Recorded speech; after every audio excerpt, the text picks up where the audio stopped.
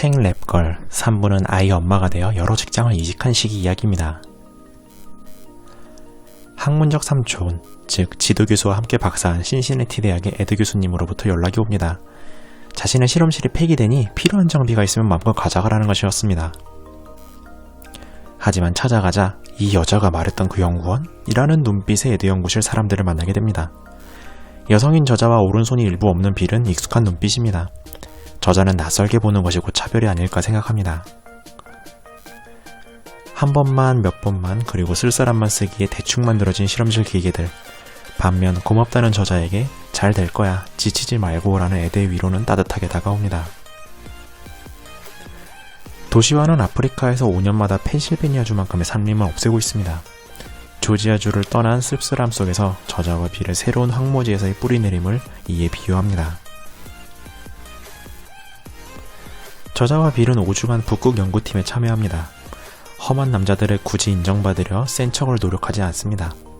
어차피 낮밤이 없는 연구이므로 빌과 저자는 무리들이 잘 때 작업하기로 합니다. 저자는 여성인 자신을 정당에 속한 사람으로 인정해줄 사람이 없다며 투덜거리고 빌은 손이 일부 없기 때문에 친구도 학창시절도 무도회도 없었다고 합니다. 둘은 지금 무도회를 가져보는 게 어떻냐면서 둘만의 춤을 갖기로 합니다. 나무는 햇빛의 양이 줄면 세포의 물을 버리고 수액을 농축해서 생존합니다. 변화하는 세상 속에서 신뢰할 하나의 신호, 저자와 빌에게는 그것이 서로의 우정이었습니다. 사회인 모임에서 저자는 클린트와 만납니다. 버클리 같은 과 동창으로 식당과 펍에서 대화가 끊기지 않습니다. 저자가 당돌하게 밥값은 자신이 계산하겠다고 하자 클린트는 느긋하게 좋아요 대신 다음에 내가 계산하게 해줘요 라고 답합니다. 저자의 마음에는 닫혀있던 마음속 사랑이 갑자기 샘솟기 시작합니다. 클린트는 볼티모어로 일자리를 관두고 와서 자신의 학교로 오겠다고 합니다. 둘은 저자의 핏줄에 뿌리인 노르웨이로 여행을 가기로 하고 오슬로 동사무소에서 즉흥적으로 결혼신고를 합니다. 꽃의 수분은 일어나기가 정말 어렵지만 한번 일어나면 번성하기가 쉽습니다. 저자는 안 될 일은 정말 노력해도 안 되고 될 일은 노력도 희생도 없이 이렇게 쉽게 된다는 것에 깨달음을 얻습니다. 저자는 임신 과정에서 남들과 다른 고통을 가집니다. 어릴 때부터 조울증을 알아왔는데 임시 1026주간은 항정신성 약물이 금지되기 때문입니다. 저자는 머리를 벽에 찧어가며 고통으로 의식을 잃길 바라기도 하고 약물을 쓸 수 없기 때문에 전기치료를 받기도 합니다. 존스 홉킨스대에서 최초의 여성 교수 테뉴어를 앞두고서 강해 보이고 싶어 하지만 학과장은 병가기간 출근을 불허합니다. 저자는 강해 보이기 위해서 어기고 출근해 보이지만 곧 펑펑 울며 후회하고 돌아갑니다. 출산 과정에서 자신을 동물원처럼 쳐다보는 자신이 가지 않은 진로 의대생들을 보며 상념에 빠집니다. 하반신 마취 척수주사를 맞고 꼬인 탯줄에 흡인 분만을 한 뒤 자신의 아들을 안게 됩니다. 계속 태반을 그 뒤로도 하혈하면서 늘어난 체중과 붓기가 줄어갑니다. 그 누운 자리에서 계속 저자는 논문 편집, 저널 리뷰, 그리고 원격 접속 데이터 확인을 이어갑니다. 나무는 최대 생산력 전에 질량이 감소합니다. 새로운 세대를 만드는 생식 작업은 부모 세대에게 상당한 타격임을 비유합니다. 여성이 아닌 엄마가 되면서 좋아진 시선 덕분인지 과제 수주도 쉽게 풀립니다. 생존에 집중하지 않게 되자 참을성과 밝은 성격도 돌아오고 생산력도 늘어서 테뉴어, 종신직을 따내게 됩니다.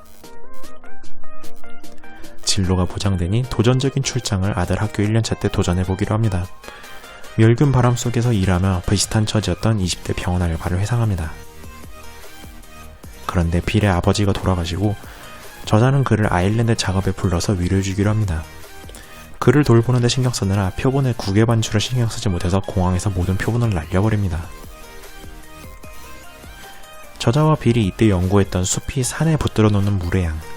단풍나무는 희박한 확률 속에 피어난 자식나무에게 물을 나눠주려고 물을 머금어 둡니다. 이는 저자의 자식사랑과도 이어집니다. 노르웨이 오기 1년 전 2008년 하와이 대학으로 저자는 소속으로 옮깁니다. 대학에서 빌의 보수를 연 8개월은 챙겨주겠다고 제안을 했기 때문입니다. 아들은 다행히 저자와 달리 클린트의 안정적인 정서를 물려받아 세상을 자동차로 몰고 다닐 곳으로 봅니다. 충동적이고 공격적인 나로서는 너무 달라서 아들과 관계를 어찌 맺을지 한참 걸렸다고 합니다. 엄마로서의 마음은 참 새로운 것이었습니다. 강하게 해달라고 빌었지만 삶의 고마움을 알게 된다고 기도하게 되었습니다. 아이를 사랑할 수 있을까 고민했지만 자신의 넘치는 사랑을 아기가 알게 해달라고 기도하게 되었습니다. 어느 완벽한 하루를 회상합니다. 빌과는 실험이 잘 풀리고 학교 마친 아들과는 해변에서 놀다 들어오고 레바의 후계견 코코와는 산책을 하고 양치전 가족들이 다같이 개밀 주스를 마시고 남편은 커리어를 유지하고 하와이로 올 수 있었습니다. 저자는 이제 노르웨이 오슬로로 이직합니다. 일상은 이어집니다. 식물 성장 실험, 온실 실험, 고구마 유전자 변이 등. 저자는 가지치기에 비유합니다. 식물의 시작과 끝이 구분하기 어렵듯 일상도 계속 이어집니다. 그동안 직장 6개, 여행 16곳, 병원 5회, 차 8대, 개 2마리, 논문 70개. 빌은 평소에도 생각을 글로 옮겨놓는 날을 두고 우리의 이야기를 책 쓰기를 권유합니다. 책의 마지막 문단은 다음과 같습니다. 나는 똑똑하다는 말도 들었고 단순하단 말도 들었다. 너무 많은 일을 한단 말도 들었고 해낸 일이 아무것도 없다는 말도 들었다. 영생을 얻으리라는 말도 들었고 그렇게 살다가 빨리 죽는다는 말도 들었다. 너무 예민하다는 경고도 들었고 비정하다고 무감각하다는 말도 들었다.